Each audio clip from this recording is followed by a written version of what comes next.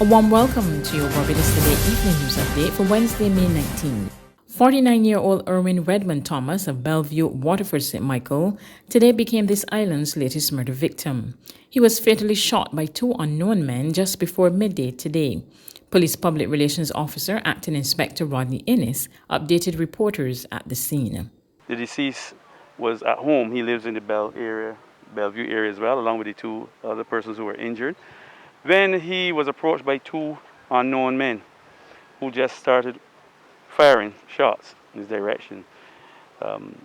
He ran away along with the other two friends, and he fell on the ground about 75 meters away from that initial location, where we're told he was assassinated on the spot. He was shot on the spot. Our investigations are still ongoing. All of that is what was reported to us. Obviously, we have to verify the evidence. As you can see, we have the area still cordoned. A medical doctor visited the scene and pronounced him dead at the scene. We are doing the due diligence. We are speaking with family members. Obviously, they are traumatized. And we understand the other two persons injured. One is identified as a 25-year-old. He was taken to the Queen Elizabeth Hospital by private transportation. And there was a juvenile, a 13-year-old boy, who was injured as well. As I said earlier, we are continuing our investigations, and as usual, we usually ask for appeal to anyone who would have witnessed this or who would have any kind of knowledge about it to get in contact with the District 8 Police Station at 430-7242 or Police Emergency 211. In other news, from next Monday, Barbadians will once again be able to collect their barrels from the Bridgetown port. Word of this from Maritime Affairs and Blue Economy Minister Kurt Humphrey. The announcement comes amid complaints from some members of the public that items have been missing from their barrels and boxes. Anyone who has a barrel or a box or any personal effects in the port will be allowed back into the port to be able to open the boxes and inspect the boxes at that time in the Bridgetown port. So the idea that a person would be delivering your boxes to your house and that somebody had access to the barrels would be cut out almost immediately, and that you have to come in and present yourself and go through the barrels in customs. Minister Humphrey told reporters that management at the port has been tracking the movement of barrels for the last 4 months, and according to the investigations, there has been no suspicious activity. And we were able to track the barrels, many of the barrels in the port, going back as far as 4 months. And we had no reason to suspect that anything untoward occurred in any of these barrels. In fact, if you get technical, these barrels and so on are so high that it is very difficult for anybody in the port to access the barrels. But yet I say that cognizant of the fact that people are legitimately complaining that something has happened to their items by the time the items reach the house. Government is keeping a close eye on the cost of goods on the local market amid rising global commodity prices. Consumers have been warned that price hikes are coming, and Minister in the Ministry of Finance Ryan Strawn says while increases are virtually unavoidable, government will work with stakeholders to lessen the impact. We have been monitoring the costs, not just in relation to actual items, but where materials have had to be sourced, because we recognize that with the disruption, that the sourcing and the cost of freight and all these other things have contributed to costs. A number of companies have tried to absorb those costs, and we will continue to work with the stakeholders to see how best we can mitigate against any future price raises. But the reality is that we need to get the economy reopened in full and getting people earning back to where it is so that the affordability can be there. The upper chamber today debated a new liquor licenses bill, with government legislators insisting it's a positive move. However, opposition Senator Crystal Drakes questioned whether government intends to increase the fees for obtaining a liquor license. With the absence of the regulations being accompanied by the bill, is it that there will be an increase in liquor license fees? Sir, the businesses that currently hold these licenses, such as restaurants, bars, hotels, those in the entertainment industry, have been hardest hit by this pandemic. the cost of doing business has increased. And by their very nature, because they need people to socialize, they need people to come together, and that is usually where you find alcohol.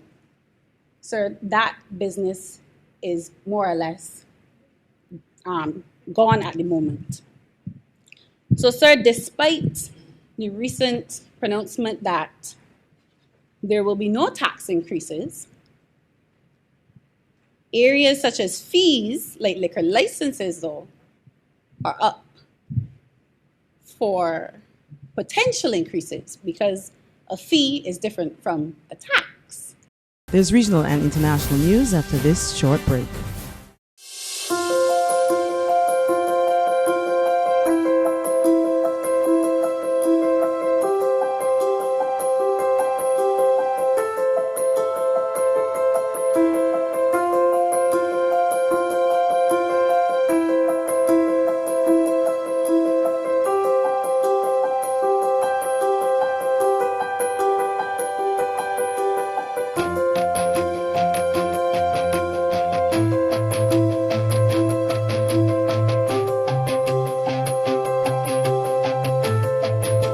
Barbados Today, news you can trust. On the regional scene in Jamaica, there is much debate on whether the country should move to close its borders to countries where there are deadly variants of the coronavirus. We get the details from Cordia Barrett of Television Jamaica. As more variants of the coronavirus are formed, countries around the globe are pulling all the stops to safeguard their shores from major outbreaks. Here in Jamaica, the Medical Association of Jamaica, MAJ, is suggesting that closing the borders to countries that have highly contagious COVID-19 variants is not the answer. Instead, adhering to strict protocols will help slow down the spread of the virus locally. It's also a position supported by President of the Jamaica Tourist Board, Clifton Reeder. The fact that we have protocols and we have seen results from those protocols, we basically believe in our protocols, from mask wearing, physical distancing, washing of hands, sanitization. Mr. Reeder revealed data showing that the positivity rate for visitors has declined significantly. Guests who have stayed in hotels and other accommodations. And we found out that the positivity rate for those guests was basically less than 1%. Meanwhile, medical practitioner at the Windsor Wellness Center, Dr. Alfred Dawes, wants the government to scrap the 14 days quarantine order. We need a coherent, cohesive protocol that will govern entry into Jamaica. And it cannot be that you have 14 days for locals and do as you will for foreigners. On the international front, U.S. President Joe Biden told Israel's Prime Minister Benjamin Netanyahu he expects a significant de-escalation in the Gaza conflict. Mr. Biden is calling for a pathway to ceasefire. There was a suggestion that there would be a truce tomorrow, an Egyptian proposal for a truce tomorrow, local time 6 a.m. I don't think that is going to happen, not just because there was no mention of it in Benjamin Netanyahu's speech, but because the Israeli cabinet is not meeting tonight. It would have to be meeting if it was to authorize or approve a ceasefire for tomorrow morning. But I think the ceasefire track has begun, and there is so much pressure. You know, the call from Joe Biden, the call from the Defense Secretary to Israel's Defense Minister, the call from the State Department to Israel's Foreign Minister, the visit tomorrow from the German Foreign Minister, the pressure from France, the pressure from the United Nations. I think it's just a question of time. Both sides are looking. We still see rockets flying and airstrikes. Both sides are looking for what they call here the victory picture. But I don't think they're going to have much more than 48 hours left. That's news, but for the very latest, visit our website at www.barbadostoday.bb. You can also subscribe to our e-paper, email updates, or like us on Facebook, and sign up for our breaking news alerts via WhatsApp. We're also on Izumi Media and bus terminals, as well as screenplay at supermarkets and gas stations near you. You can also hear us on Mix 96.9 FM and Capital Media HD 99.3 FM.